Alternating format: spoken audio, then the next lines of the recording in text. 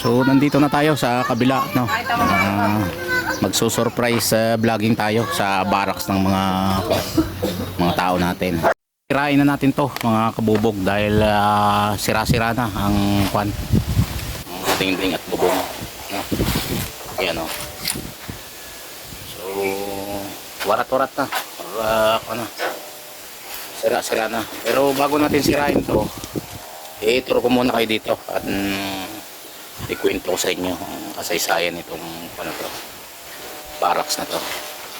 Dati itong barracks na ginawa kong buday-budayga na staka ng karton, ganyan, 1.5, mga lagay ng sako. Ito ginawa kong lagay ng sako tong kabila. So to, ayan, 3 butas to, mga kabubog. Ayan. May hati pa yan dyan sa may tapat na yan. So 3 butas to. Alam nyo ba, mga kabubog, ito yung mga barracks ng mga kapatid ko, saka ng ating mga tao, ng aking mga taga-pamilya.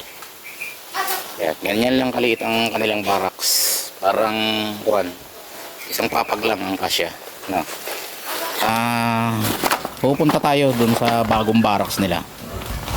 Papakita ko sa inyo kung anong itsura ng bagong barracks nila ngayon, no? Tapos na kasi yung barracks dun sa kabilang bodega. Papakita ko sa inyo anong kaibahan, diferensya. Yan yung itsura niya, no? Tingnan pa natin dito.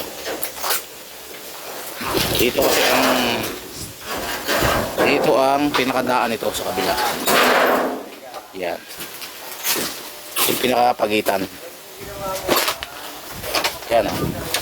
Yan yung pinto-pinto. Ito yung isang pinto. Yan. Tapos yung pinto ng kabila doon. So ito, pagitan to ng kabilang barracks.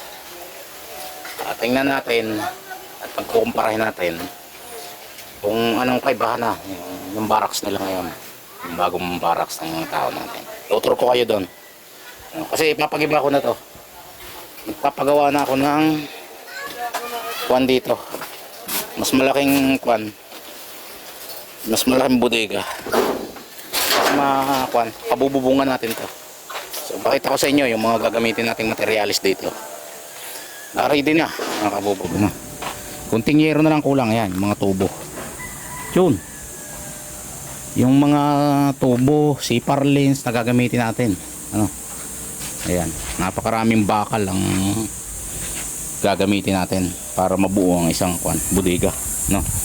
Yung bodega kasi doon sa kabila tapos na, no? Tapos na rin yung mga barracks. So itong bodega natin dito, papalawakan din natin dito sa garahe, no? Para kasi mga kabubog, makalat, gawa ng duhat, dahon. Lagi kaming nagwawalis, no? So mayroon namang parteng may bubong na, pero palalawakan natin para sa tag-ulan, maluwan tayong kumilos, no? Laki kasi ng puno. Malaking bagay din yung puno na yan sa init, pero pagka nagtaglaga siya, talaga namang mapupuno ka ng dahon nila. So hintayin natin, abangan natin yung kabilang pag-tour natin doon sa kabilang barracks. So nandito na tayo sa kabila, no? Magso-surprise vlogging tayo sa barracks ng mga tao natin.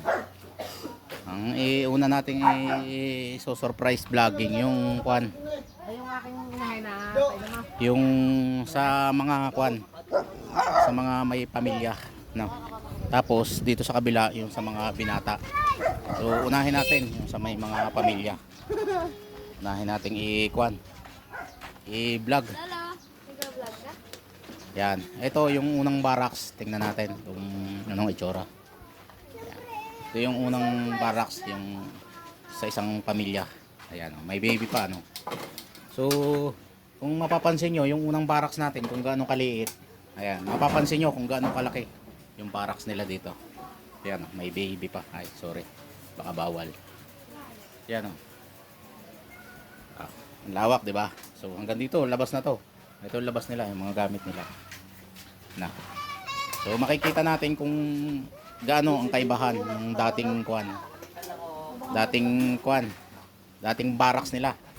Kaibahan kung gaano kalaki. Ano, ito yung pangalawang barracks. No. Ito yung pangalawang barracks. So, ang nakatira dyan sa isang barracks na isang mangangalakal natin na may 4 na anak. No, kapatid ko. No. So, dito, ang nakatira dito, yung anak kong lalaki, ano, na nagkakampany. Ano. Hello, baby. Diyan ka? Ay, nandito pala. Ayan, yung apo ko. No, ito yung kanilang barracks. No, nagkakampany yung mag-asawa. Pangalawang barracks. Ito yung pangatlong barracks. Yun, yung isang kapatid ko ang nakatira. Ito yung kanilang labas. Ano. Tapos, wala pa si Kuya Willie. Ay, ito yung isang barracks, ano, sarado. Ano, yan.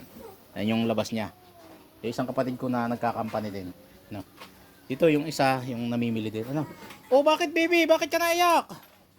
Oy. Bakit? Bakit? Bakit naiyak ang baby ko? Ayun, umiiyak yung apo ko. No.